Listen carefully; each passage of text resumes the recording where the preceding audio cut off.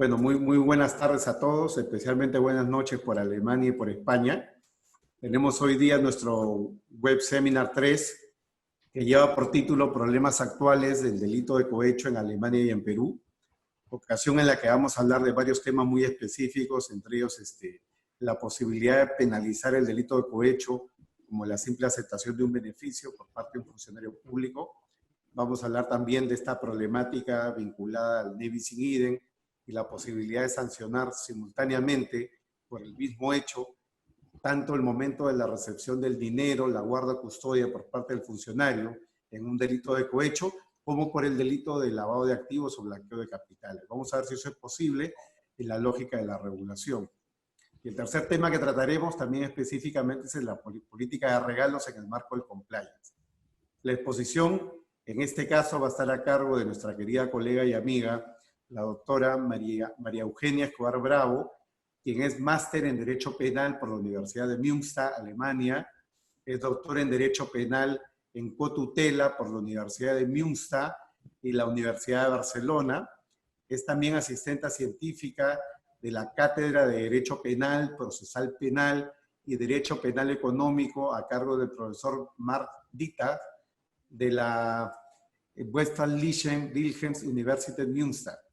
Es docente en las facultades de Derecho de las universidades de Münster y Osnabrück, coordinador y docente en la Academia Alemana de Formación de Jueces y Fiscales en Treveris, Deutsche Richtakademie, Trier, Alemania.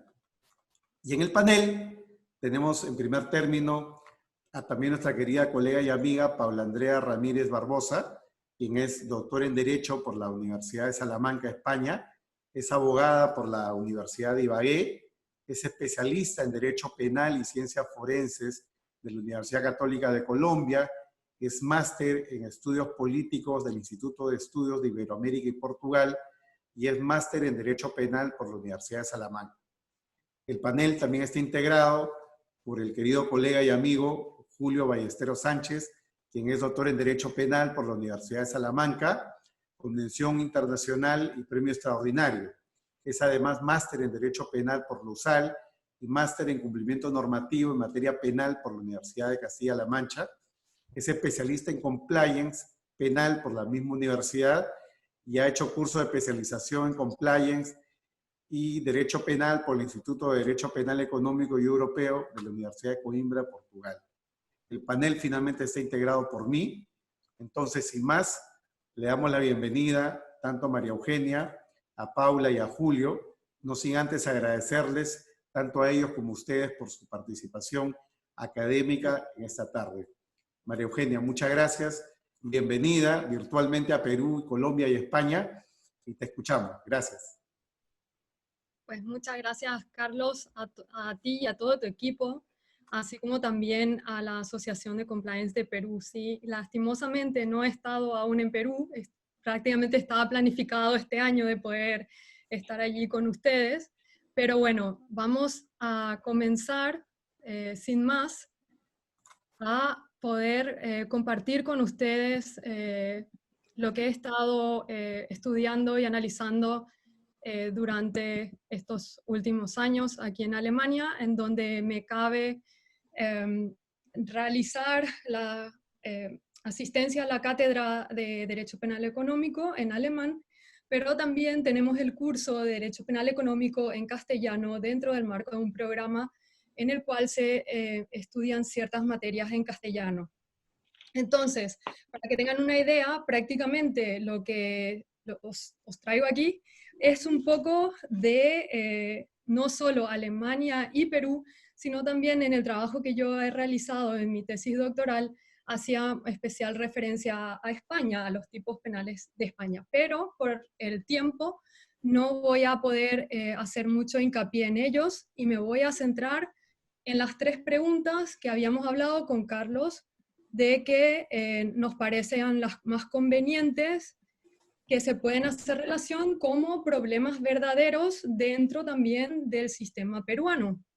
La primera entonces es si es necesaria una conexión o contraprestación entre la aceptación de ventajas y el acto realizado por el funcionario, que fue realmente el tema de mi tesis doctoral. Pero cuando uno va estudiando, siempre va ampliando y viendo ciertas conexiones con otros temas. Y por ello, siempre, tanto a mí como al doctor Carlos Caro, nos ha llamado mucho la atención también del tema del cohecho con la relación de blanqueo-lavado de dinero. Y en esto voy a hacer hincapié un poco de manera más breve, pero van a ver que tiene mucha relación con el primer punto y a su vez el tercero, que se refiere a compliance, también todo lo que tenga que ver con los delitos de cohecho en sí van a tener luego un efecto dentro de los programas de compliance. Como no estoy segura que todos conozcan este término, este concepto, el elemento central que se refiere a la conexión de estas ventajas o beneficios con el acto del funcionario en Alemania se conoce como el Unrechtvereinbarung y en España especialmente como el acuerdo de ilícito o injusto. No hay una traducción a veces uniforme, por eso he puesto las dos traducciones, pero yo considero que injusto es la traducción más correcta porque ya no estamos hablando en sí del ilícito en el tipo penal, como históricamente sí había sido así, sino se refiere más bien al injusto. Este concepto de acuerdo se realiza y se estudia especialmente en la subsunción alemana, para ver si realmente se cumplen los requisitos del tipo. ¿Dónde en la ley, en el texto legislativo, se encuentra este concepto? Muchas veces figura como a cambio de una contraprestación o con el término para. En Perú he visto que utilizan el término para. La función central entonces dentro de esta ley va a ser esa vinculación o conexión para ver entonces si realmente, como es conocido este elemento, será realmente el núcleo de los delitos de soborno. Esa fue y es nuestra pregunta central. Pues bueno, hay un gran aspecto que se ha ido desarrollando en los últimos años. El término ventaja, beneficio, regalo, tendrá siempre una diferente interpretación, en primer lugar, de acuerdo al valor. Y puede ser que algunas de ellas sean bagatelarias y otras de gran valor.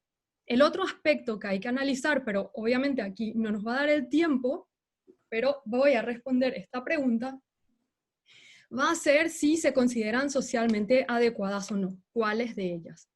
A la derecha, ustedes pueden ver 3 de los casos típicos que son analizados por la Cátedra de Penal Económico en Alemania, conocidos como los casos Wuppertal, Klassen o los tickets de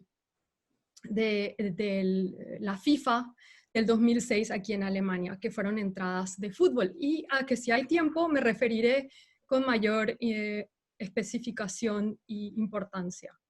Pero ¿a qué se refieren estos 3 casos, estos grupos de casos? No se refieren netamente a ventajas bagatelarias y se refieren a ciertas circunstancias que se refieren a donaciones o sponsorings, praxis, a donaciones a ciertos partidos políticos, ciertas invitaciones de gran valor o importancia, viajes, vales, entradas, y a su vez donaciones o financiaciones a proyectos de investigación científica en universidades. ¿Qué pasó? El legislador alemán quiso ampliar este tipo de casos por estas sentencias que no llegaron a una punibilidad o a una condena.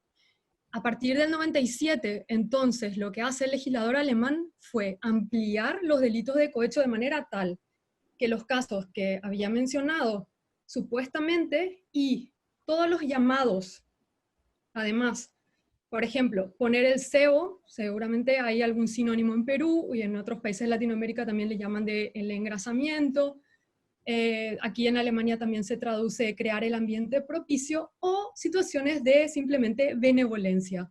¿Qué sucedía como otro elemento? No había en este caso una intención de que la persona del otro lado vaya a hacer algo a favor del particular que está entregando estos beneficios o ventajas. Es decir, se flexibilizaron los requisitos entonces de este acuerdo de injusto.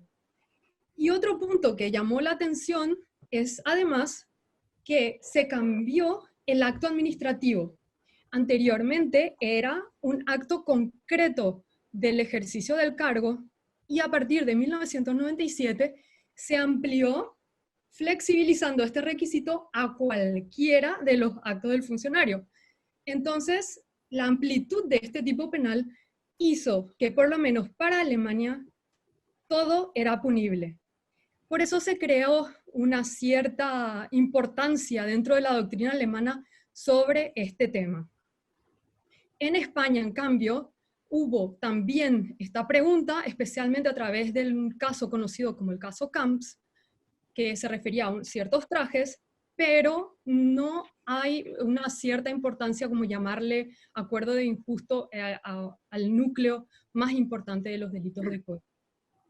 Entonces, los delitos de soborno se van a caracterizar por una intención diferente siempre del que da la ventaja como que el que entrega, el que recibe o acepta.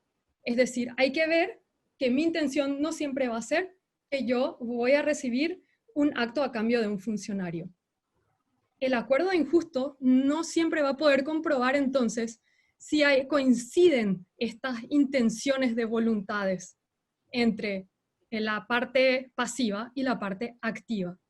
Sin embargo, además, hay que tener en cuenta que para la responsabilidad penal no va a depender que se cumpla dicho acuerdo. Pero siempre en todas las legislaciones leemos constantemente de que hay que cumplir la parte actora pasiva con la activa.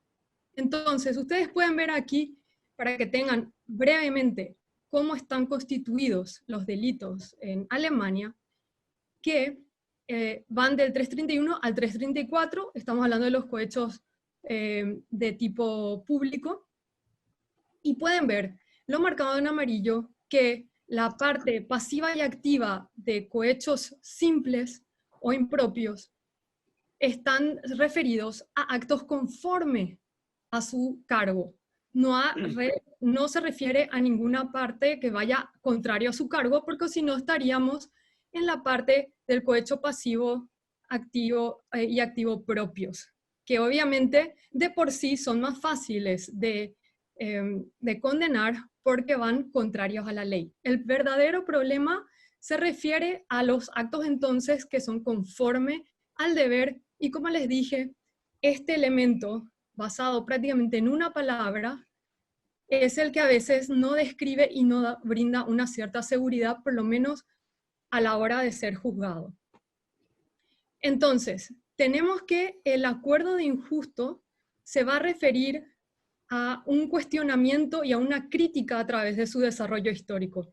Siempre se ha preguntado si realmente valía la pena tener este elemento descriptivo para el tipo penal, y en el aspecto de la violación del ultima ratio, porque también este aspecto puede ser sancionado disciplinariamente, es decir, en Alemania hasta se habla de la pérdida de los derechos de pensión en el sistema administrativo para un funcionario que incumpla ciertas reglas referidas a la aceptación de regalos o ciertas ventajas. Pero esa delimitación no está clara. Es al acuerdo en que han llegado varios aspectos doctrinales, y por ello hay una exención de un castigo para ventajas menores y comportamientos socialmente aceptables. Ahora, ¿qué tenemos aquí con referencia a esta distinción? En principio, podríamos decir que obviamente las de menor valor no deberían ser consideradas punibles. Por ejemplo, una copa de champán al año, el regalo de Año Nuevo, pero ojo, en España una pata de jamón puede costar más de 200 euros. Por eso también cualquier aspecto o expresión de gratitud puede siempre ser difícil de delimitar. Y del mismo modo, estas concesiones de fondos, sponsors o donaciones, en la práctica es de difícil delimitación. Es decir, El problema es para a quien está destinada la norma, de si la va a poder saber interpretar o no. Muchas veces algunos de ustedes van a pensar, pero ¿qué tiene de malo aceptar eso? Y justamente eso sería todo un tema de ver luego cuál es el momento en el cual la persona que realmente otorga eso quizás luego tiene otra intención a futuro, más adelante. Pero eso también penalmente podría violar el principio entonces de certeza.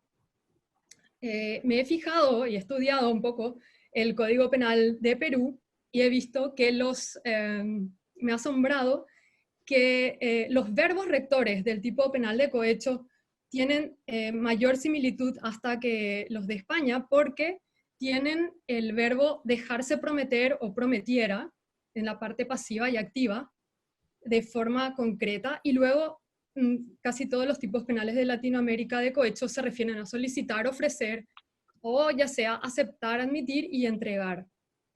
Entonces, hay siempre lo que se llama el do des, ¿verdad? Hablamos de que yo te doy para que tú me des. Y entonces hay un comportamiento bilateral en el cual, cuando hay esa bilateralidad, no hay una dificultad probatoria. ¿Qué sucede ahora con los comportamientos unilaterales? Tan solo el ofrecimiento ya puede concluir el acuerdo de injusto, ya sea solicitar, exigir, ofrecer o prometer.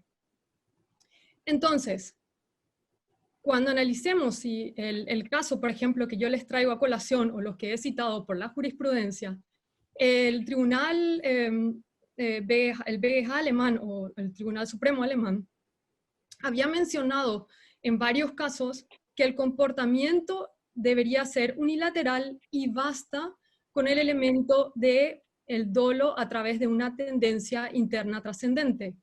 Es decir, no es necesaria comprobar el acuerdo de injusto. Entonces, a efectos de la punibilidad, es irrelevante si se llega a concretar el acuerdo o no.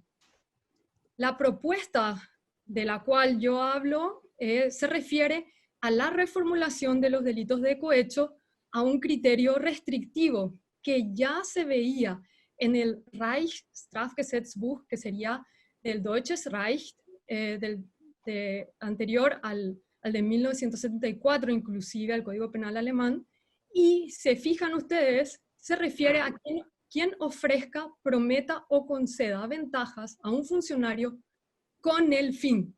Entonces, en vez de hablar de una contraprestación o para, incluimos en la técnica legislativa con el fin de dirigirlo a cometer un acto y que determine además una lesión o violación de una obligación oficial o de servicio. Eso es para completar el aspecto penal en este tipo. Anteriormente, en 1974, antes del Código de 1997, tenía el Código Penal alemán no era tan flexible y estaba mucho más concreto en relación a que justamente, si ustedes pueden ver, hablaba de actos conforme a deber, pero hablaba siempre de actos concretos. Repito, lo que pasó en 1997 es que el legislador flexibilizó tanto que cualquier acto podía incluirse dentro entonces del delito de cohecho impropio, ya sea pasivo o activo. Entonces, es importante el momento de la realización de la entrega del acto, sí o no. En primer lugar, debe suprimirse la sanción de las recompensas otorgadas al funcionario tras la realización del acto. Anteriormente, también en la historia de Alemania y de España, esto no era punible porque se refiere a que el acto ya no pudo ser influenciable por la decisión del funcionario, es decir, no se va a ver afectado. Ahora bien, ¿hay peligro entonces de una laguna de punibilidad o de impunidad? No. ¿Por qué? Porque si aplicara realmente cualquier actor jurídico correctamente la norma, y se refiere al delito de cohecho como una tendencia interna intensificada, el momento en que se concede la ventaja va a ser irrelevante, siempre y cuando se pruebe ese momento. Y en cualquier caso, la aceptación de ventajas pueden ser además objetos de sanciones disciplinarias. Tenemos entonces los límites. Yo no sé si va a ser una solución realmente efectiva que la ley penal realmente incluya el valor para diferenciar de un mínimo y un máximo, pero en caso que sí, se puede delimitar cuáles son los valores máximos y mínimos a través de la legislación administrativa, que de hecho en Alemania, dependiendo de cada land, puede tener otro monto, o dependiendo de cada institución, pero generalmente el máximo en todos los casos en la función pública son de 50 euros y para los altos cargos, en algunas circunstancias, 150 euros al año, especialmente a los que podrían referir a la creación de un acto propicio. Lastimosamente no tengo mucho tiempo para explicar este término, pero crear el ambiente propicio se refiere a que justamente la temporalidad puede ser posterior. El pedido al funcionario va a ser posterior y puede ser que la persona al recibir entonces el regalo o la invitación no sepa del conocimiento de lo que puede llegar a suceder luego. Entonces, una de mis propuestas, además de la anterior, sería también introducir el motivo de exclusión de la pena. Y aquí he tomado como modelo el artículo 426 del Código Penal Español. ¿Por qué? Porque trae algo novedoso a que se refiere que también el cohecho puede estar accediendo el funcionario de manera ocasional. En este caso, lo importante va a ser el siguiente aspecto de que la autoridad a quien se denuncie, no tiene que ser siempre la fiscalía, debe, o el juez de instrucción en el caso de España, tenga el deber de proceder a la averiguación de la apertura del procedimiento y que no hayan transcurrido más de 2 meses. Este elemento a mí me parece que, quieras o no, también está vinculado al tema de compliance. Por eso lo quería mencionar, porque nuevamente, no solo la temporalidad hay que analizar, sino también la cantidad de veces que haya recibido este aspecto. El problema básico, entonces, del enjuiciamiento penal de los delitos de cohecho habla en la relación que existen entre dos personas. La solución sería la exclusión por reportar el delito, pero aquí también habría el problema que los funcionarios podrían de esta manera extorsionar o presionar al ciudadano.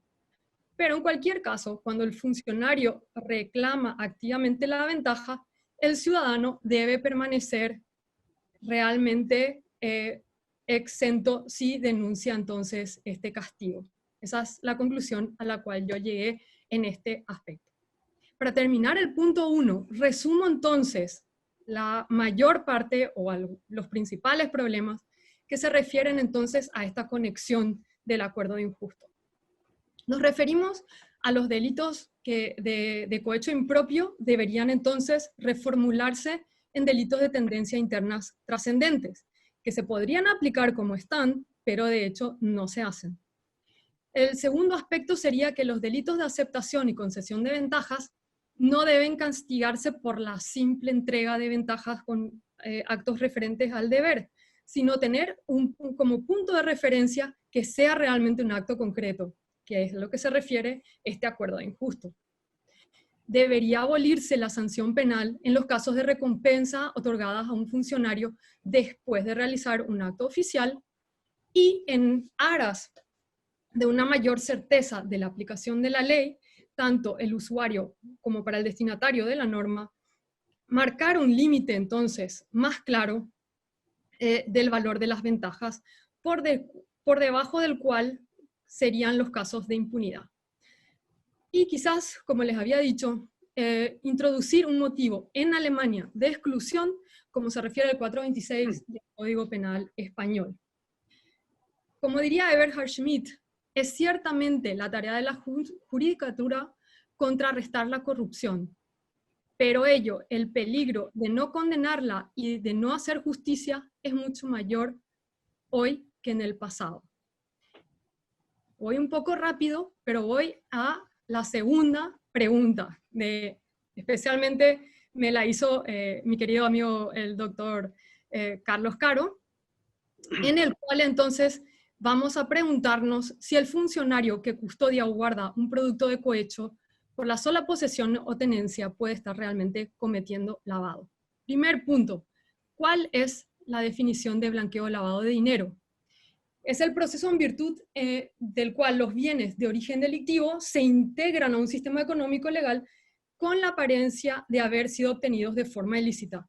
El resultado final es realmente de dotar a los bienes de una apariencia de legalidad. Si me preguntan, ¿cómo es la lista del 261 del StGB o de Geldwäsche del Código Penal alemán?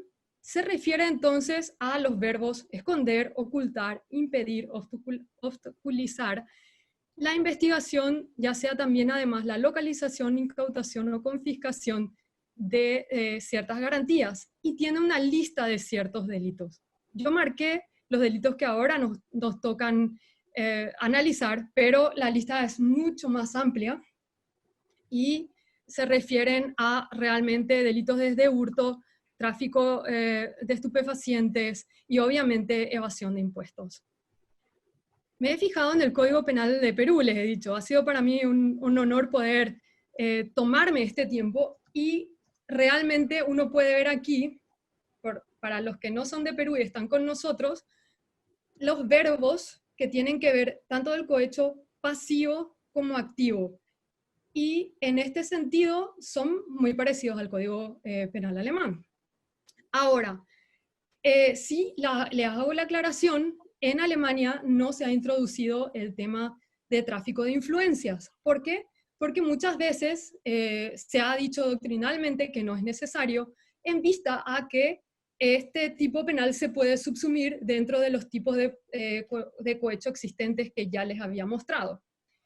Entonces, también he visto que tienen otros tipos de cohecho, por ejemplo, con referencia al ejercicio de la función policial o cohechos específicos que integran a magistrados y funcionarios de otro tipo, y se puede hacer, pero Alemania siempre trata de mantener nosotros le decimos recetario de cocina, lo más corto y breve, concreto posible.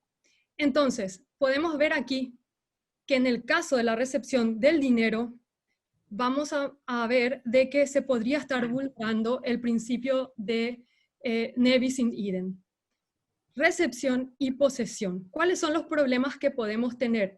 Y esto podría ser tanto para cohecho como tráfico de influencia. En este caso sería fijarse si por el hecho simplemente de recibir, custodiar el dinero pactado dentro del marco del acuerdo injusto que les había comentado en la pregunta 1, realmente se puede acreditar el conocimiento o la parte subjetiva del origen del ilícito para el tipo de lavado. Lo que me lleva a analizar de forma ordenada posteriormente cuáles son las fases del lavado. Si hablamos de colocación u ocultación sería la primera fase, o conversión y transferencia estaríamos probablemente en la segunda fase del llamado lavado. Pero para hablar de la posesión, tenemos que analizar quién es el beneficiario final, o si realmente ya la solo tenencia de este elemento va a realmente afectar o no otro bien jurídico. La prueba sería que no.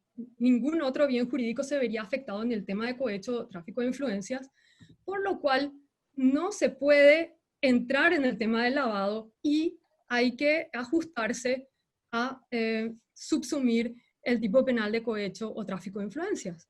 Es decir, el cohecho de por sí agotará el delito precedente y no podemos castigar dos veces por los mismos hechos a estos delitos. He pensado otra variable. Dependiendo de cada caso, nosotros podemos hablar en aspectos más concretos. En el 2015 hubo una reforma en Alemania debido a la directiva también de lavado de dinero europea, la quinta directiva, y en el parágrafo, noveno, numeral 2, habla que el autor o partícipe en el delito previo que ponga en circulación un bien que procede de un delito o ocultara el origen del mismo, la mera posesión no constituirá lavado cuando simplemente se reciben los bienes del delito precedente. ¿Qué quiere decir esto? Que en caso de que esto sea, en el caso hipotético, la transferencia de dinero, normalmente un soborno, o va a ser en efectivo, o va a ser a través de la transferencia en una cuenta bancaria. Allí, la fiscalía o el órgano investigador va a tener que separar para poder probar o acreditar a cuál dinero se refiere el dinero lícito del dinero ilícito. Porque obviamente al mezclarse, deberá entonces acreditar realmente que ese dinero está siendo ocultado. Entonces, el delito antecedente tendrá por objeto asegurar o realizar el beneficio obtenido en este aspecto. Terminé la segunda pregunta. Tengo unos 5 minutos para terminar mi presentación en la tercera pregunta. Ningún problema, Maru, adelante. Sin ningún problema. Cualquier cosa, luego la idea es que me hagan preguntas y dejemos también a la discusión a nuestros queridos colegas de España y Colombia. El punto 3 se refiere entonces al compliance y política de regalos. Aquí yo también comienzo con una definición. ¿Qué entendemos por corrupción? Corrupción en este término es muy difícil de definir, pero vamos a tomar el elemento del abuso o el mal uso de poder encomendado para obtener un beneficio privado. En este aspecto, el problema que va a tener especialmente también relación con la pregunta 1, van a ser cuáles son los regalos, ventajas, invitaciones que puedan influir realmente a un funcionario y que representen un riesgo a su vez para la reputación y renombre de la empresa. Es decir, esta interpretación del acuerdo de injusto que ya he dicho es confusa, ha sido tratado de solucionar a través de la conexión con las reglas de compliance o los programas de compliance, especialmente conocida también la ISO 37001, de la cual Alemania ya ha implementado, yo les diré, hace más de 10 años, y realmente se ha visto como medida preventiva de estas situaciones que sí ha sido quizás hasta más efectiva que la interpretación de la norma penal. Ahora, ¿qué se recomienda en Alemania en relación a esta política de regalos? Que la comunicación entre la empresa y los compliance officers deberá ser clara y transparente. Generalmente se recomienda la implementación de herramientas digitales, las cuales un ejemplo de ellas les voy a dar a continuación, y determinar cuáles son las situaciones socialmente adecuadas dentro de la empresa y especialmente que sean de situaciones diarias. Determinar el valor y los fondos o medios a los cuales se van a destinar para hacer estos actos de beneficencia o sociales que tendría que tener relación la empresa. Para ello se hablan de compliance tools o el self-check, la lista en la cual generalmente en este ejemplo es el tema base para cualquier empresa de cómo trabajar y analizar el tema de invitaciones, a los cuales también les voy a presentar brevemente el caso de Alemania. Primeramente sería la pregunta del miembro de la empresa, si me invitan o invito yo o me invitan ellos, ¿qué hago? Habría que preguntarse si el invitado es un funcionario. Luego habría que preguntarse si se refiere a una invitación relacionada al ocio. Allí generalmente, si fuera un sí, podría estar ya en una situación un poco más delicada. ¿Serán asumidos los costos de la persona acompañante, la pareja, sí o no? y a su vez si el costo total, por ejemplo, de la persona es de 50 o supera los 100 euros. Eso demarcará cada oficina de compliance dependiendo de la empresa.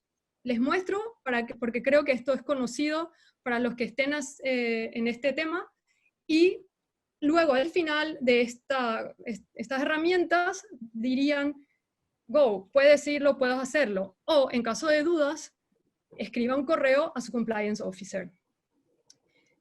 Varios temas relacionados con Alemania se refieren a Siemens, a ciertas empresas de automóviles, pero un aspecto muy importante fue el caso Klassen, llamado también por los VM Tickets o de la FIFA 2006. En este caso se refiere a una compañía de energía. El patrocinador oficial de la FIFA era esta compañía en el Mundial de Fútbol del 2006. Esta compañía decidió entonces tener 14.000 entradas gratuitas para el palco VIP de la empresa en ciertos partidos. Y lo que les muestro a continuación se refieren a las sentencias que el Tribunal Superior Alemán, el Tribunal Supremo Alemán, o BGH, se refiere a que el directorio de la compañía entrega como regalo de Navidad estas entradas del Mundial de Fútbol en sobres que contenían además felicitaciones de Navidad en Año Nuevo. O sea, el tiempo no era todavía junio del 2006, sino nos referíamos a diciembre del 2005. Y fueron para 6 miembros del gobierno, entre ellos el secretario de Estado. Fueron enviadas 700 de estas invitaciones y en las mismas aclaraban que estas entradas no eran transferibles y que se daban acceso además al palco VIP. La representación es una de las obligaciones además de los beneficiarios, o sea, como funcionario público hay que tener en cuenta de que esta invitación formaba parte quizás de lo socialmente adecuado. Los ministros de gobierno, de todos modos, tuvieron acceso gratuito al estadio. No sé si recordarán, Angela Merkel también había estado presente en la mayoría de los partidos, pero no al palco VIP de la empresa, que a veces tienen otro trato con los invitados. Entonces, esta empresa de energía tiene un interés económico, además, se pudo comprobar, en las decisiones de los funcionarios que fueron invitados, a través de contratos de los cuales ellos podían tener influencia de decisión. Por eso me refiero nuevamente en el tema de compliance, hay que analizar si el funcionario al cual se le está haciendo ese regalo o esta invitación podría tener influencia sobre alguna decisión. Es decir, el acuerdo injusto en este caso constituye un requisito necesario para influir, según la norma penal, en el futuro desempeño del funcionario o recompensar su servicio anterior. La decisión de este cierre de contratos con la empresa energética fue o no anterior. Habría que concretarse entonces dicha actividad oficial en el tiempo. En este sentido, el acuerdo de injusto fue entonces una cuestión que se debió dilucidar en primera instancia y que sucede muchas veces al llegar a una siguiente instancia no se puede cambiar ni analizar los aspectos del caso en sí. Y la incertidumbre no se basa en hallazgos que arrojen el resultado del procedimiento penal, sino la incertidumbre cómo va a ser la ponderación en la visión general de todos los hechos probados.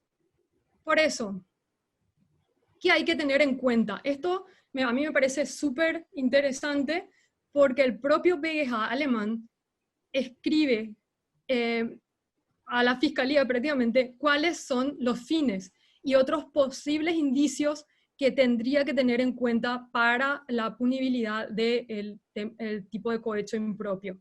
Se refiere a la posición del funcionario, a la relación entre el otorgante de la ventaja y la relación del benefactor, o puntos de contacto, pues, digamos así, en que tuvieron relación, si alguna vez se vieron o ni siquiera se conocían, nunca tuvieron comunicación entre ellos, además del proceso de ofrecer, prometer y otorgar beneficios. Aquí sería muy importante justamente analizar si esto se hizo de forma clandestina o fue transparente. Por eso hoy en día, por ejemplo, empresas como Siemens incluyen en estas invitaciones algún recuadro en donde aclaran que esta invitación tiene algún aspecto que no tiene ninguna cosa que ocultar, la naturaleza y el valor además de esa ventaja, o sea, el propósito por el cual se hizo entrega. En este caso, vuelve nuevamente el tribunal a decir que en primera instancia no se haya podido convencer acerca de que el acusado ha enviado las entradas para honrar o influenciar actividades oficiales o de servicio de los funcionarios, es algo que tiene que aceptar el tribunal de segunda instancia. O sea, no se puede cambiar en este momento. Y el hecho que la audiencia provincial no haya podido alcanzar la convicción de que el acusado envió las entradas para premiar o influenciar, está usando la palabra influencia de quizás otro tipo penal conocido en Perú, a los funcionarios en el ejercicio de sus funciones, y es algo que según las normas reguladoras de facultades revisorias de la segunda instancia ha de ser aceptado. Es decir, si el tribunal de segunda instancia hubiera llegado a una convicción contraria, no cambia nada.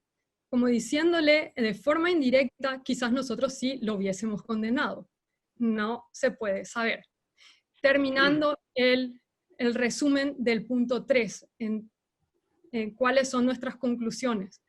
Cualquier mejora puede ser entonces un riesgo desde la perspectiva de los delitos de corrupción.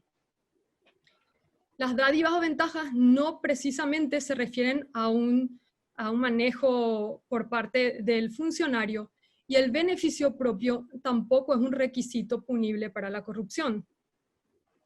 Las conductas de aceptación o otorgamiento de ventajas se relacionan a ciertas dádivas que estén en vinculación a conductas lícitas no determinadas.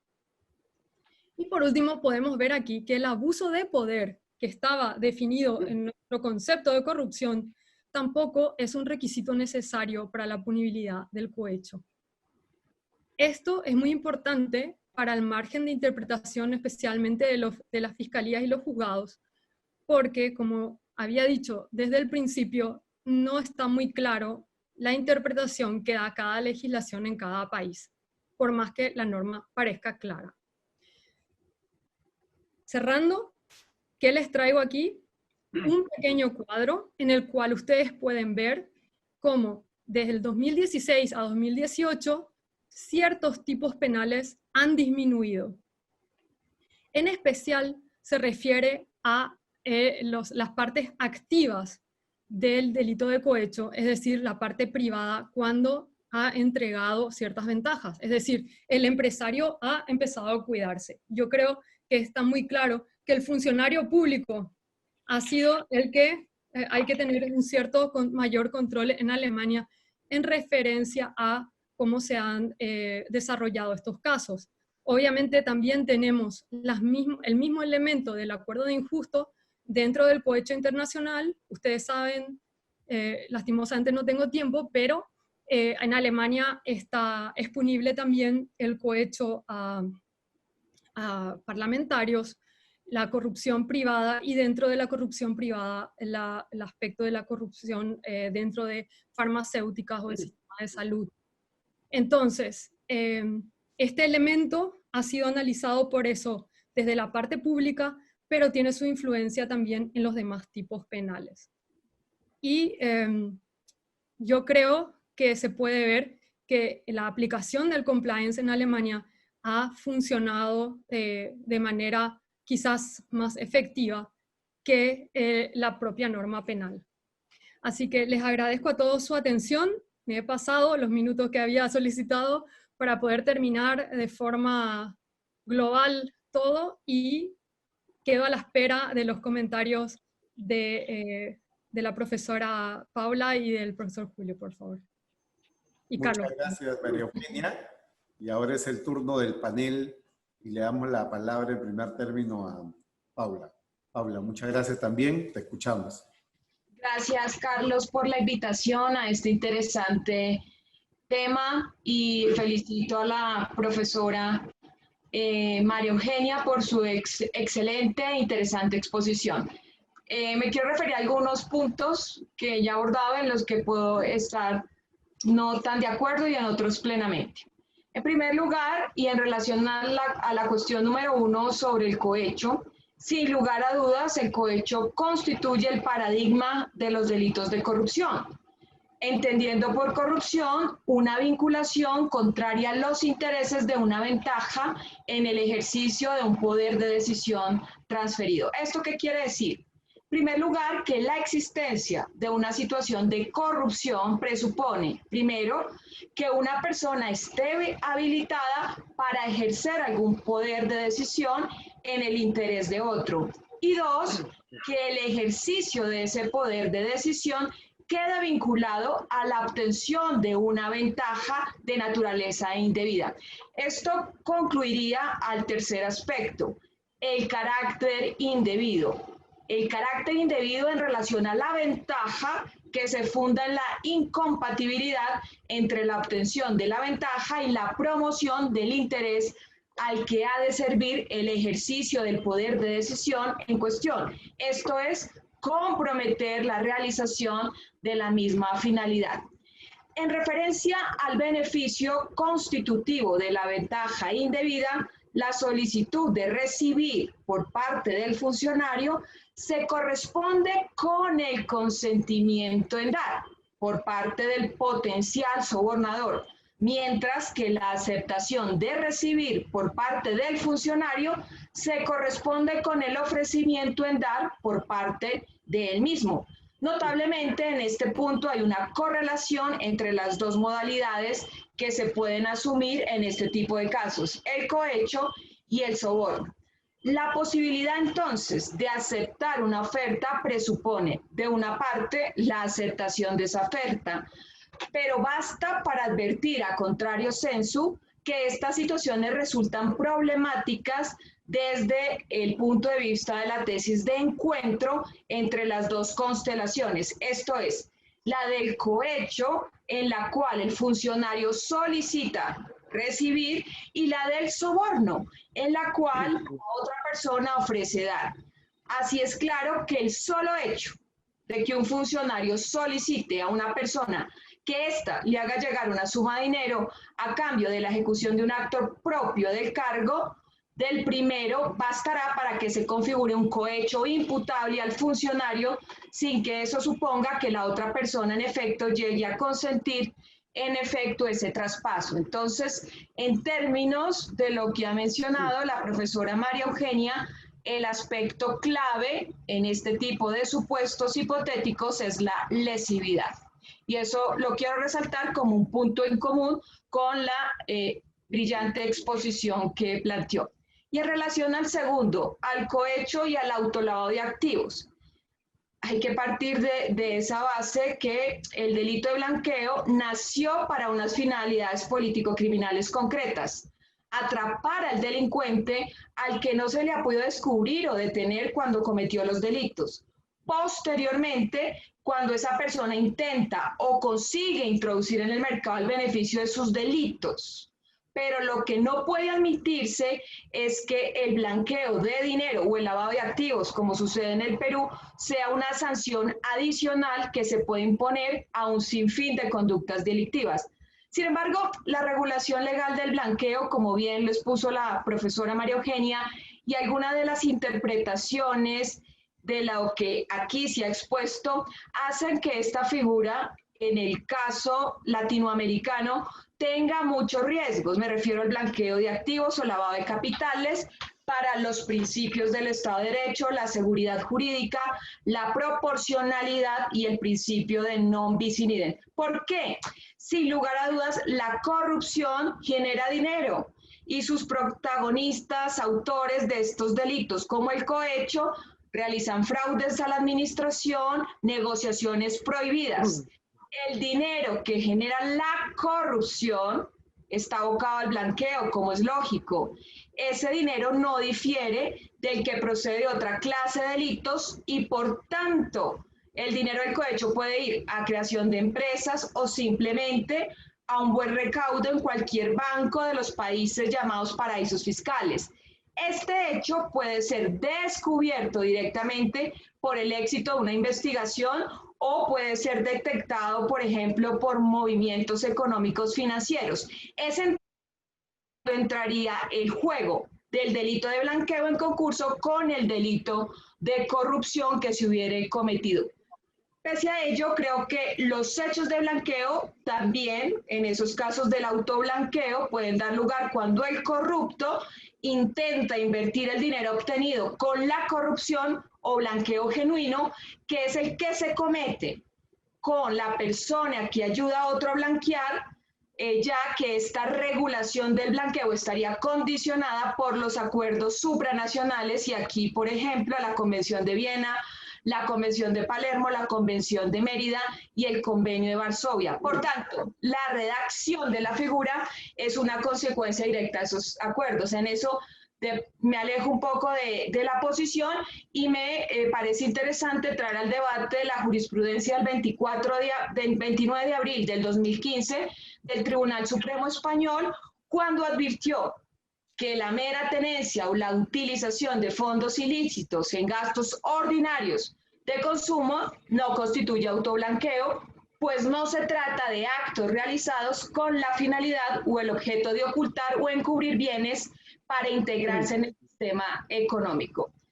En conclusión, aun siendo loable ese intento de limitar el alcance del autoblanqueo, no es suficiente. Realmente porque en estos casos lo que el autor de un delito económico realmente desea es esconder los frutos de su delito y según el criterio jurisprudencial referido, si habrá que apreciar un segundo, pues lo indudable es la finalidad de ocultar o encubrir bienes. Al confundirse en el patrimonio del corrupto, bienes de diferente procedencia, incluso procedencia ilícita, será difícil sostener que en concreto ese bien posee la expresión de un delito de autoblanqueo en modalidad de posesión. Y por último, en relación a la pregunta sobre la política de compliance, indudablemente es imprescindible para ayudar a las organizaciones a evitar conflictos de intereses, tratos imparciales, sobornos encubiertos. Pero además es necesario porque supone una guía para los empleados cuando se presenta una duda ética. Una de las mejores prácticas recomendadas en este ámbito es que la política de obsequios logre cumplir objetivos. ¿Qué objetivos? Definir con claridad los límites de lo que es aceptable ofrecer y recibir, sobre todo en el contexto de países latinoamericanos. Y es importante que se defina una cifra de valor concreta. Y tercero, que se describan con absoluta precisión las circunstancias aceptables para dar o recibir el regalo, a lo que ha hecho claramente referencia la profesora María Eugenia. Algunas políticas de regalo son muy concretas y definidas a nivel corporativo. En otras, por el contrario, es común encontrar la expresión buen juicio. Y es en ese caso preciso definir qué se entiende por buen juicio si los empleados no realizan a sabiendas compromisos no autorizados o promesas de ningún tipo que pretendan obligar al gobierno. Por último, me gustaría a nivel del derecho comparado y para complementar brevemente lo que ha expuesto la profesora María Eugenia, indicar que hay ejemplos a nivel de compliance y a nivel de la política de regalos interesantes, más allá del interesante y oportuno modelo alemán, el que tiene el Departamento de Justicia de los Estados Unidos sobre la cláusula de aceptar regalos y cosas de valor en sus códigos deontológicos a todos los funcionarios. Y allí habla de obsequios, entretenimiento y favores de fuentes externas. Y dice, no puede aceptar ni solicitar un obsequio en dos oportunidades. Una, cuando tiene un cargo oficial y el regalo está conectado con ese cargo. Y segundo, cuando el obsequio viene de una fuente prohibida que incluya a cualquier persona que, primero, tiene o busca acción oficial o negocios con el Departamento de Justicia o está regulado en el Departamento de Justicia, cuando tiene intereses que puedan verse afectados sustancialmente por el desempeño de sus funciones oficiales, o es una organización compuesta principalmente por la persona descrita anteriormente. Aquí la definición de regalo es amplia, incluye propinas, favores, descuento, entretenimiento, hospitalidad, préstamos, indulgencias o cualquier otro artículo que tenga valor monetario notorio. Incluye también servicios y obsequios de capacitación, transporte, viajes locales, alojamiento, comidas, ya sea que se proporcionen en especie mediante la compra de un boleto, como en el caso referido en la conferencia de la profesora María Eugenia, o el pago por adelantado o reembolsado después de que se haya incurrido en el gasto.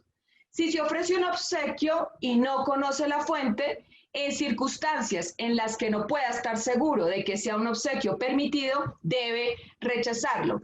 Y en ese sentido, un obsequio no incluye artículos como descuentos, premios disponibles al público, préstamos comerciales, alimentos que no forman parte de una comida como café y donas, y artículos de poco valor como placas y tarjetas de felicitación. Lo fundamental es la frecuencia de aceptación de estos obsequios y el concepto de inapropiado en cuanto puede valorar. ¿Qué regla objetiva se maneja aquí? Que en la relación profesional, cuando es claro que la motivación no es de su cargo oficial, los obsequios tendrán un tope de $20. O en menos por ocasión no deben exceder los 50. En un año de la misma fuente se pueden ofrecer descuentos similares de la misma clase, pero que sin superar esos topes. Esto significa que a nivel de las regulaciones debe existir una norma muy clara, orientada a los funcionarios y a los servidores públicos, y a nivel corporativo un desarrollo de una política de compliance que defina claramente lo que se entiende como acciones de obsequio, regalos o cortesías en el marco de las buenas relaciones comerciales, sin que esto pueda suponer una afectación a la administración pública, pero es necesario en los dos niveles, tanto en la esfera privada como la esfera corporativa y la pública. Bueno, Carlos, de esta manera he hecho mi aporte a este interesante debate. Muchísimas gracias, Paula. Y ahora escuchamos a Julio. Bueno, muchas gracias. En primer lugar, no quería desaprovechar la oportunidad, primero para felicitar a la profesora Escobar Bravo por su intervención. Creo que es una intervención muy oportuna y que va precisamente a los límites del derecho penal, ¿no? Se ha visto claramente cómo esa relación que puede tener el derecho penal con el derecho administrativo, pero ahora yo también quiero tocar un poco esa importancia del bien jurídico y esa importancia que pueden tener estos delitos vinculándolos con la adecuación social y con otra serie de cuestiones de la parte general del derecho penal. También quería aprovechar para felicitar al estudio Caro y Asociados, porque recientemente ha cumplido 15 años y, Carlos, enhorabuena por ese logro. Además, los éxitos han sido numerosos. O sea que desde aquí mi felicitación con todo el cariño y felicitar también a la profesora Ramírez por su brillante exposición.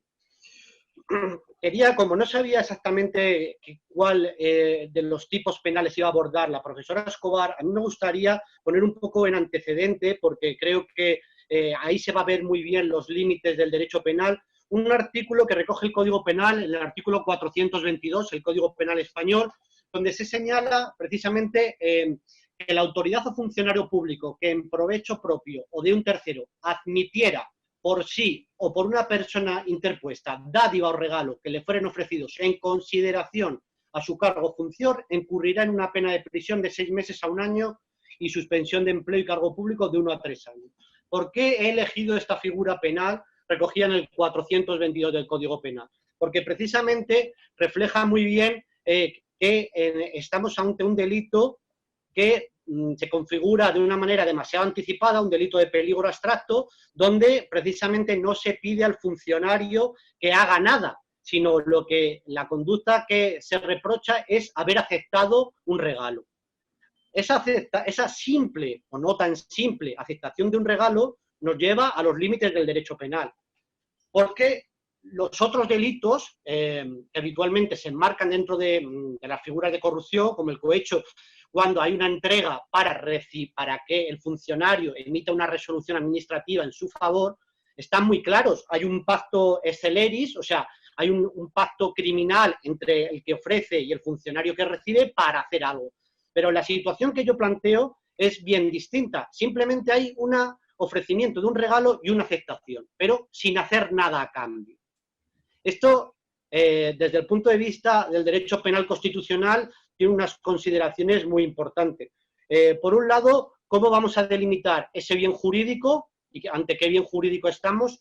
El bien jurídico es el correcto funcionamiento de la administración pública, porque si ese fuera el bien jurídico, tenemos un problema, ya que la simple aceptación del regalo no perturba el funcionamiento. Lo que perturbaría el funcionamiento sería que ese funcionario hiciera o dictara una resolución injusta o no, pero como consecuencia del recibimiento. No estamos ante ese caso. Entonces estamos ante un caso en el que probablemente el bien jurídico, ¿cuál sea?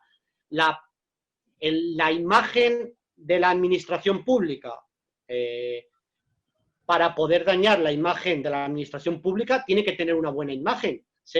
Tendríamos la paradoja de que una mala imagen de una administración pública no podría ser dañada por un acto de entrega de un regalo, porque ya nadie esperaría nada bueno de esa administración pública y, por tanto, no se dañaría ese bien jurídico.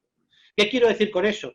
Quiero decir con eso que en estos delitos, en este delito, en el 422, que es una concepción de cohecho no basada en el pacto exceleris, sino basada en un pacto clientelar, por así decirlo, un favorecimiento de futuras conductas criminales, que sería engrasar o engordar, cebar al funcionario para que en un momento posterior ese funcionario devuelva ese favor, esos regalos, y estaríamos, por tanto, ante un delito de peligro abstracto que nos lleva el derecho penal a unos estados muy prematuros y que tendríamos que ver si esa aceptación del regalo supone ya por sí mismo una lesividad y supera ese juicio de lesividad y de principio de intervención mínima del derecho penal, o por el contrario, si podríamos reconducir esas situaciones de simplemente aceptación de regalos al derecho administrativo sancionado, que podría ser su ámbito natural, teniendo en cuenta que hay una lesión mínima o muy alejada del bien jurídico. Eso es un tema que está actualmente en debate, así lo señala la doctrina. Por ejemplo, un artículo reciente que he leído del profesor Ignacio Gómez Raga de la Universidad de Valencia, o también un antiguo artículo del profesor Fernando Vázquez Portomeni de Compostela. Entonces, el juicio que tenemos que realizar ante ese tipo de conductas es: ¿esa simple aceptación del regalo es suficiente para que el derecho penal entre a funcionar?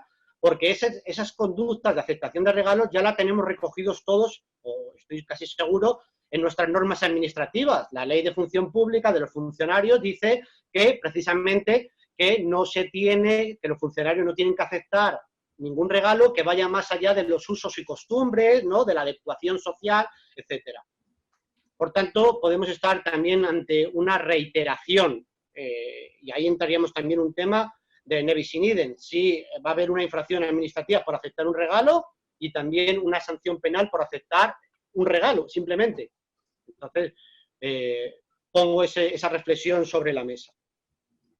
Creo que es importante en ese caso, para delimitar, para ver o para evaluar si tiene que entrar el derecho penal en estas cuestiones o no tiene que entrar y tiene que ser el derecho administrativo, un poco acudir al juicio, ¿no?, de triple valor que realiza Manfred Heinrich en Alemania. Habla sobre qué es lo que se pretende proteger, a quién se pretende proteger y frente a qué se pretende proteger. Ello nos lleva claramente a esa triple valoración, a determinar si es merecedor de reproche penal, hay un bien jurídico o no hay un bien jurídico merecedor de protección en este ámbito. El Código Penal español así lo recoge en el 422, también lo recoge esta figura delictiva el Código Penal de Portugal, por ejemplo, y me gustaría también mencionar que un caso práctico. Hay un caso de unos policías, unos guardias civiles en España, que son condenados porque acudían asiduamente a una discoteca donde había prostitución, ¿no? Que manejaba el dueño de la discoteca. Los guardias civiles iban fuera de su horario laboral, por así decirlo, y consumían habitualmente todo tipo de bebidas y también tenían actos sexuales con las prostitutas, pero no pagaban nada, no pagaban ni las consumiciones ni pagaban los servicios de prostitución. Se condenó precisamente a estos funcionarios o a estos de la policía por haber aceptado esos regalos, y entiéndase por regalos el no pagar los servicios en ese lugar.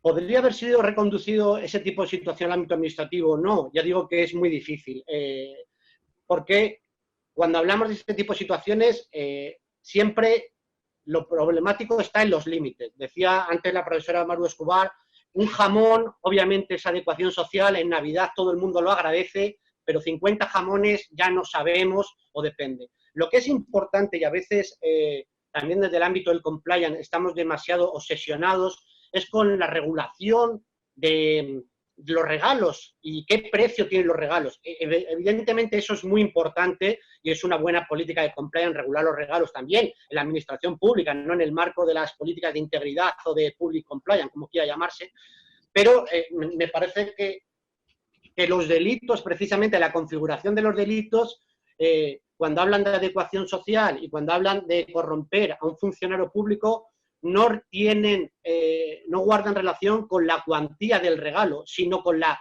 idoneidad para corromper al funcionario. Porque claro, no es lo mismo un funcionario, una secretaria de ayuntamiento del pueblo más recóndito de Perú que un magistrado de la Corte Suprema de Perú. Puede que en ambos casos el regalo sea de 500 euros y esos 500 euros son suficientes para corromper al funcionario de provincia, pero con esos 500 euros, con ese regalo de 500 euros, no tendría una idoneidad, ese regalo no sería idóneo para corromper a un magistrado de la Corte Suprema, por decir algo. Por tanto, evidentemente, a menor precio de los regalos, menor riesgo, estaríamos dentro del riesgo permitido, eso guarda relación directamente con el compliance, es decir, si la empresa o el funcionario recibe regalos pequeños, oye, está dentro de un margen de riesgo permitido, es excelente esa medida, pero tampoco perdamos como referente que lo que finalmente determina es la idoneidad ex ante de ese regalo, de esa dádiva para corromper. También me gustaría, un poco, yendo también un poco hacia las soluciones, que aquí tenemos 3 soluciones. Por un lado, dejar el delito como está configurado ahora en España, como lo he leído. Por otro lado, sería una solución intermedia, que sería, yo creo, y también entiendo que la profesora Escobar se iría a ella, y sería esa reinterpretación del delito, una interpretación teleológica restrictiva, es decir, que ese funcionario que ha recibido un regalo por no hacer nada, pero sí en atención a su cargo, por ejemplo, vaya a tener elementos de interés o de elementos en común con esa persona que hace el regalo, por ejemplo, porque es el alcalde y ese alcalde es el que concede las licencias administrativas y esta es una persona que habitualmente solicita licencias administrativas. Entonces, ¿qué quiero decir con ello? Que se van a seguir encontrando en el tiempo, en la medida de que hay una expectativa de seguirse encontrando en el tiempo, en el marco de una relación funcionario-ciudadano, hay una expectativa de que haya un cebo, de que haya un engrasamiento. Y yo creo que esa interpretación restrictiva puede ser interesante.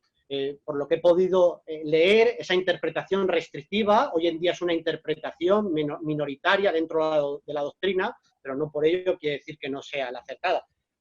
Y una tercera hipótesis o un tercer camino sería reconducir al ámbito del derecho administrativo.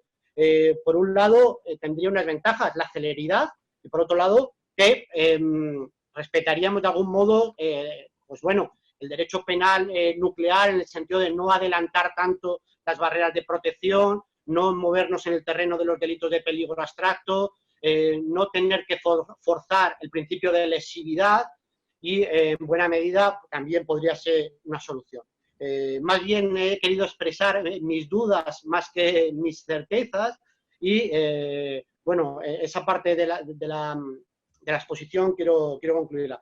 Por otro lado, dentro del ámbito del compliance es fundamental la regulación de los obsequios y de las dádivas, y también en atención a qué se reciben y sobre todo la cuantía y la frecuencia. También es importante regular la frecuencia de los regalos. Es importante, por ejemplo, una iniciativa, bueno, una figura que tienen en Francia, que tienen un registro de los regalos, se registran los regalos que reciben los funcionarios, y los funcionarios alertan de que han recibido un regalo, y ese organismo se pronuncia de si es tolerable o no aceptar ese regalo. Me parece importante como medida de public compliance. Hacia eso tenemos que ir, ¿no? Hacia la transparencia, sobre todo, que, por ejemplo, que pudiéramos acceder fácilmente a través de la web de transparencia a qué tipo de regalos reciben, por ejemplo, los diputados, los jueces, etcétera.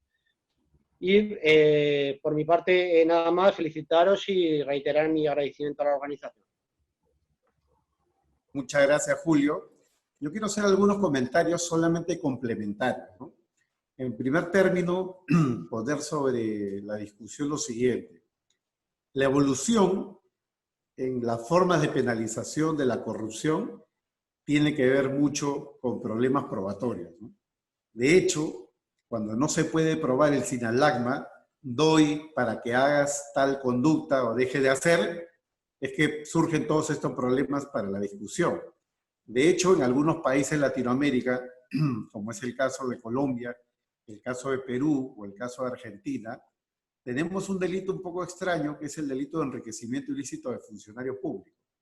En Colombia en particular, tienen además el delito de enriquecimiento ilícito de particulares. Es decir, algo parecido, pero aplicable a los particulares, que además tiene su diferenciación con el delito de lavado de activos, ¿no? Lo menciono ¿por qué? Porque también es una norma de recojo, es una norma que se aplica subsidiariamente cuando no se puede probar el hecho de corrupción. No se puede probar la corrupción, vamos al efecto final, al desbalance, ¿no? Pero el problema no termina allí, el problema es mucho más complejo. Uno se puede encontrar también con casos en los cuales, como ha dicho Maru, el resultado, es decir, la entrega de la dádiva o el premio, se puede producir después de haber realizado el acto oficial. Pero incluso podría darse el caso donde el premio o el resultado final se da cuando se ha cesado en el cargo. En Latinoamérica pueden identificarse muchos casos de personas que están envueltas en lo que en los Estados Unidos se denomina el revolving door, ¿no? Es decir, va cambiando de puestos en el sector público y sector privado. Hoy día soy director del regulador en materia de telecomunicaciones o en materia de energías. El día de mañana paso a trabajar a una empresa que ha sido supervisada por mí y que, bueno, me contrata por mi expertise, por mi experiencia en el sector, pero luego si uno empieza a mirar en el pasado cómo me he ido pronunciando, cómo me he ido comportando con determinado grupo de empresas, se nota que puede haber habido ahí un canje, ¿no? Un canje, pero donde ha mutado el objeto material, porque yo he dejado ya de ser funcionario público. Menciono estos ejemplos porque quiero aterrizar sobre una de las tesis centrales de María Eugenia, que es la posibilidad de sancionar el delito de cohecho impropio que se da en el marco del funcionario que no viola sus funciones, sino hace lo que tiene que hacer, ¿no? Es lo que se llama el engrase de la maquinaria, ¿no? Se aceita la maquinaria para que se haga lo que tenga que hacer. Pero claro, todo es vinculado esto a la posibilidad de una regulación, una interpretación como un delito de tendencia interna trascendente. Claro, y eso nos acercaría, en cierto modo, a que por lo menos en la parte objetiva del delito no se tenga que probar el sinalagma, no se tenga que probar el hacer o dejar de hacer el acto oficial, sino se hace para que eso se pueda consumar a lo largo del tiempo, tal vez como una conducta potencial o futura, ¿no? Yo me encuentro con la siguiente cuestión ahí. Sin perjuicio de que en Perú, como tú ya bien has mencionado, tenemos una regulación similar. Yo me encuentro con la siguiente situación, ¿no? ¿Cómo probar ese elemento de tendencia interna trascendente en un mundo donde hoy en día se pone bajo discusión todos los elementos subjetivos del tipo penal? Y hay, por decirlo de alguna manera, una tendencia clara hacia la objetivación de lo subjetivo. Es decir, una suerte de revolución que implica aplicación de criterios de imputación objetiva al tipo subjetivo, de forma que ya hoy en día no se habla prácticamente de tener que probar la intención o tener que probar el conocimiento, sino imputarlo, ¿no? A partir de una serie de reglas concretas que uno puede ir construyendo en torno a la prueba indiciaria, ¿no? Digo, Maru, ¿cómo tú enfrentas este problema, que en verdad es un problema de, por un lado, derecho penal, que pasa por la delimitación del concepto, que en este caso sería la finalidad trascendente, que sería un elemento diferente del dolo, y el factor probatorio, ¿no? Si esto más bien no nos va a devolver al problema de origen, ¿no? El problema de origen, que es el problema de déficit probatorio. Queremos, en cierto modo, resolver problemas de déficit probatorio, tratando de aligerar un poco los elementos del tipo penal, que en este caso significaría aligerar la parte objetiva, ¿no? No tener que probar el resultado, digamos, del hecho corrupto, ¿no? Sería mi primera pregunta. Lo segundo, sin perjuicio de estar completamente de acuerdo con lo que ha hecho María Eugenia, la imposibilidad de sancionar como digamos, como delito de lavado y delito de cohecho, la sola guarda o custodia del efecto proveniente del cohecho, quería poner en relieve la motivación de la cuestión o de la pregunta, ¿no? Esto se produjo en el seminario por los 800 años de la Universidad de Salamanca, celebrado en el año 2018, donde el profesor Isidoro Blanco Cordero dedicó su ponencia precisamente a esta cuestión. ¿Por qué? Porque él había recibido como jurista muchas consultas, muchas opiniones legales, pedidos de opiniones legales en Latinoamérica, mencionó México, mencionó Perú, mencionó Argentina y Brasil, por casos en los cuales los fiscales, bajo la lógica de que parecía poca la pena del cohecho, muy bien, al funcionario que recibía el dinero, lo guardaba, lo custodiaba, bueno, había que perseguirlo un poco más fuerte, había que perseguirlo de una forma más enérgica o intensa, y una de ellas era sumarle la posible punición por el delito de blanqueo. Y a mí me parece que esto ha generado, digamos, o esto se engarza dentro de lo que nuestro querido amigo y presidente de la Asociación Iberoamericana de Derecho Penal Económico de la Empresa, Miguel Abel Souto, denomina la expansión del blanqueo de capitales, ¿no? La expansión del blanqueo de dinero, ¿no? Es decir, ya no nos conformamos con un delito de blanqueo que está, digamos, confinado, para usar una expresión de estos tiempos, confinado a la persecución y recuperación de activos, sino que queremos ya que invade incluso el fuero, ya no solamente el delito de cohecho, sino incluso también del delito tributario, o en el caso de Colombia, del enriquecimiento ilícito de funcionarios, enriquecimiento ilícito de particulares, etc. Y lo tercero tiene que ver con el tema de la política de regalos, ¿no?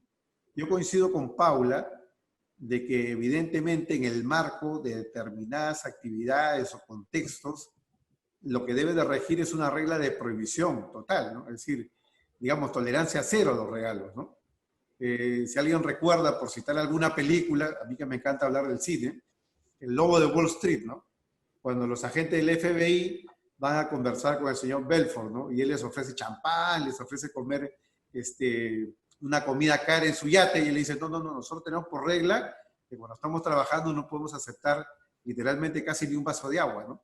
Claro, si estás en una intervención dura del derecho penal, por ejemplo, eres un policía, eres un fiscal, eres un agente antidrogas, aceptar cualquier dádiva es algo que seguramente debería de estar enmarcado dentro de lo que es la tolerancia cero, ¿no? Y la pregunta es si esto lo llevamos a otros ámbitos donde la tolerancia hoy en día es un poco mayor, ¿no? Tú has mencionado el caso de las entradas de fútbol, ¿no? El caso de las entradas de fútbol de Alemania, que dio lugar a muchas políticas de regalo, incluso regulaciones de las cámaras de comercio en Alemania, a propósito de este caso tan emblemático, es algo que se sigue suscitando en muchos países, ¿no? Se sigue pensando de que, bueno, el fútbol, es el deporte rey, y consecuentemente, bueno, es parte del trato oficial, lo que tú has mencionado bien, ¿no? La representación, ¿no? Entonces, como somos altos funcionarios del Estado, pues entonces podemos ir al palco. Y ya bien lo has dicho también, bueno, en la medida que no esté en el palco mezclado con el empresario que me dio el ticket, pues claro, pues, en el caso de mi país nos hemos encontrado incluso con casos de jueces supremos o fiscales supremos que llamaban por teléfono para pedir, oye, no tienes un pase más para mi esposa, no tienes un pase más para mi hijo, para mi familiar, ¿no? Claro, son, digamos, situaciones donde de repente incluso habría que regular más intensamente este tipo de prácticas hacia la tolerancia cero. No digo más, no hay mucho más tiempo. Y antes de que pueda responder Maru, aprovechando ya para el cierre, a Luz le pedí, que está también en el grupo, que pueda seleccionar tal vez 2 o 3 preguntas del público, muy sucintamente, y tú puedas hacer el cierre final. Luz, pues por favor, sin micrófono, ahora sí. Sí, muchas gracias a todos los ponentes, realmente fue una excelente exposición. Ahora en la ronda de las preguntas hemos elegido 2 preguntas. A la primera para la doctora María Eugenia, por favor. ¿Qué criterio le merece el aplicar la justicia premial para el servidor público que, habiendo recibido dádiva, beneficio, denuncia a la comisión de la conducta punible que lo involucra, siempre y cuando la justicia no tenga conocimiento de su accionar? Sí, esa sería la primera pregunta. ¿Podría responder, por favor? ¿Lo hago?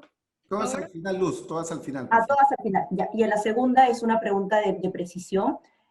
¿Cuál sería el límite jurídico para distinguir la mera posesión del dinero obtenido por un delito de cohecho y el delito de lavado de activos? Esas serían las 2 preguntas. Muchísimas gracias.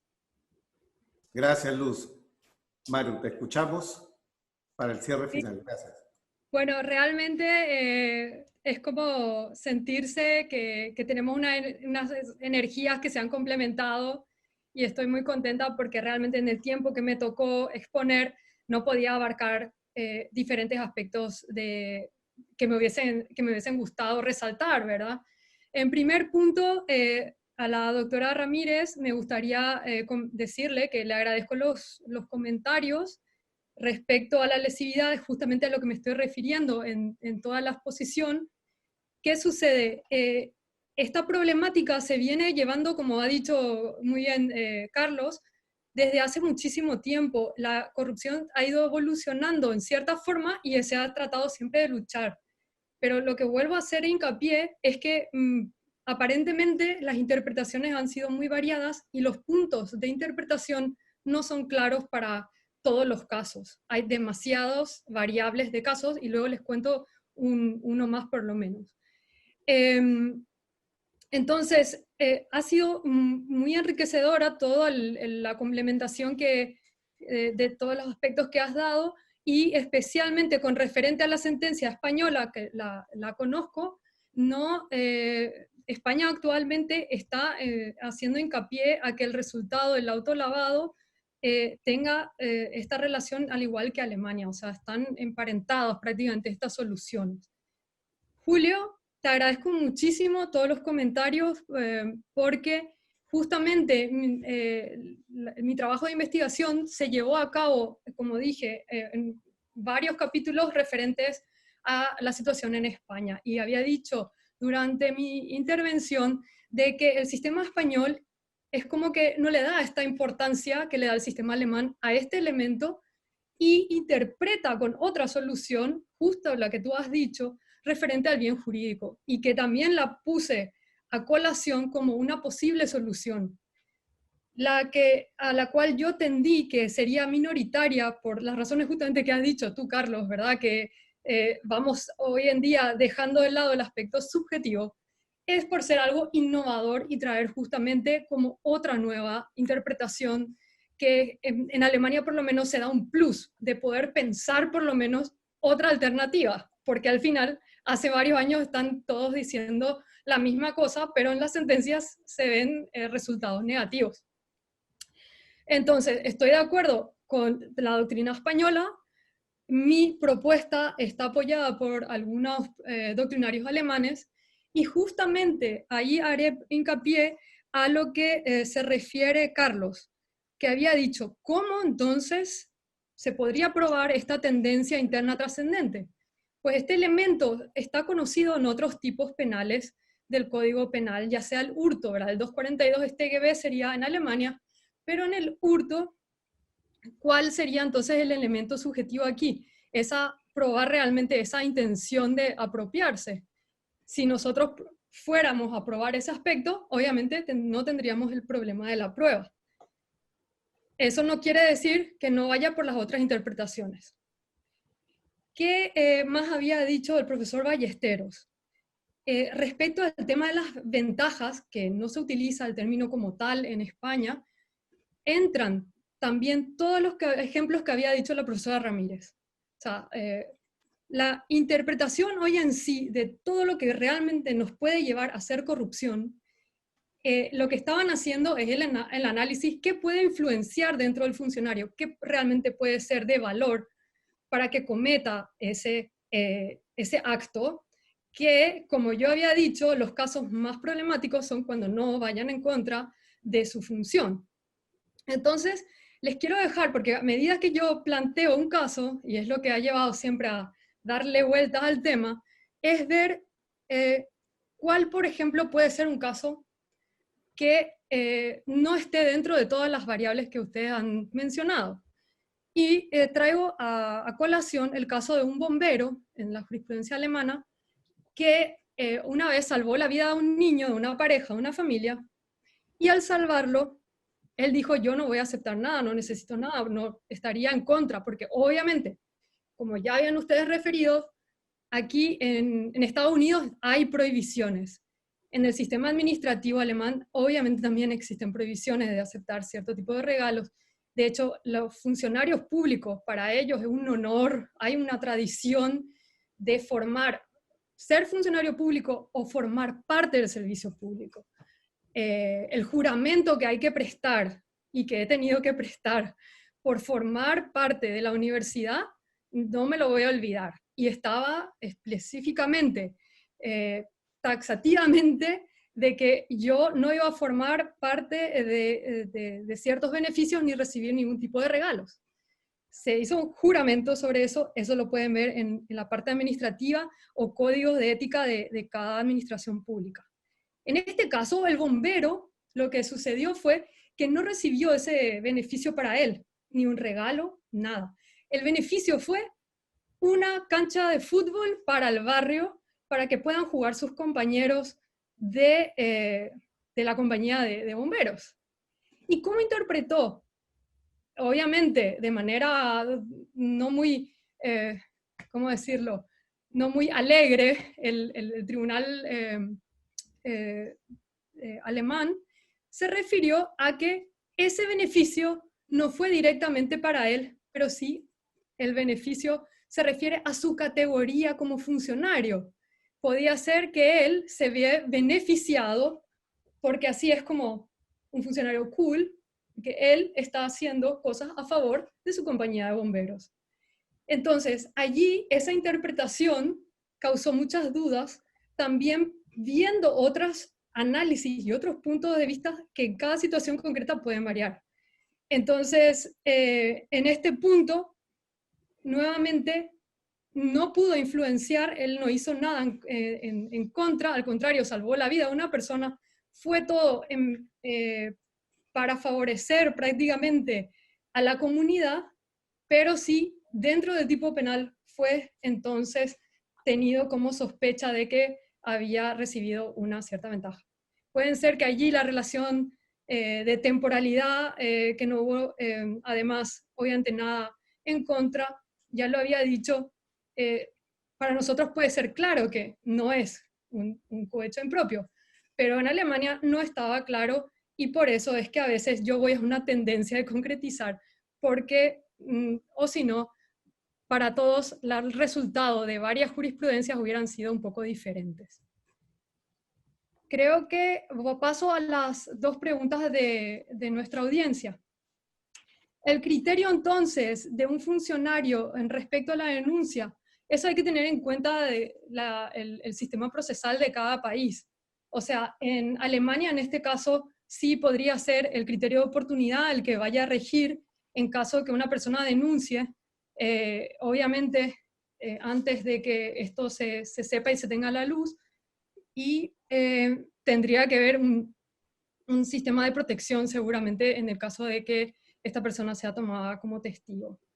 Y respecto a la segunda pregunta, el límite de posesión del cohecho en este caso, no habría una interpretación de cuánto sería el cohecho sí habría, o sea, un valor, pero sí habría la interpretación justamente que había dicho el profesor Ballesteros, si esta conducta realmente afecta al actuar del funcionario o a la decisión que va a tomar.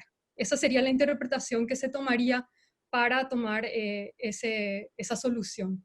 Entonces, por mi parte, creo que he respondido todas las preguntas y si no he sido claro, espero que sus comentarios. Muchas gracias. Bueno, una vez más quiero felicitar y agradecer a María Eugenia por su brillante intervención y también a Paula y a Julio por su destacada y brillante participación en el panel. Muchas gracias a todos y ya siendo una hora casi inconstitucional porque es hora del almuerzo, la merienda, cena por Alemania o España, les agradezco una vez más y hasta otra ocasión.